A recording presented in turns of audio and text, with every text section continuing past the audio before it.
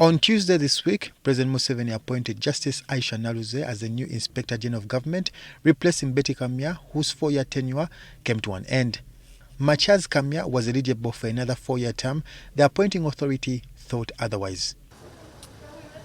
As early as 8:30 a.m. in the morning, IGG Justice Aisha Naluzze was already at Parliament to interface with the members of the Parliamentary Appointments Committee.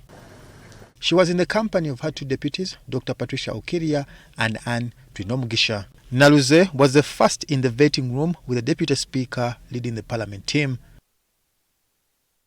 After her vetting, Naluzze said she's ready for the uphill task ahead. We answered all we had to, so let's wait for the appointing authority to see what happens. The task ahead is huge. It is huge, but we are ready. You can see the team. It's a very big team, so we are ready for the task ahead. Strategies, we have a lot in stock. However, she warned all public servants who have corruption tendencies that she will effectively net and prosecute them. Yeah, it's not going to be business as usual, so the public servants should brace themselves. The team was ready to tackle corruption and revamp the institution and bring changes. Joel Senyonyi, the leader of opposition in Parliament, says the new IGG can only be effective if she disentangles her office from the influence of the executive. He says all her predecessors have failed on their jobs because of orders from above while fighting corruption. If they attempt to go after some particular people and the powers that be don't want them touched, they'll tell them, watcha, leave this one alone. And that's what has always happened.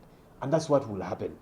So the remedy for me is not just about putting somebody who is more qualified in this office and so on. We've got to build strong institutions. That's the only way.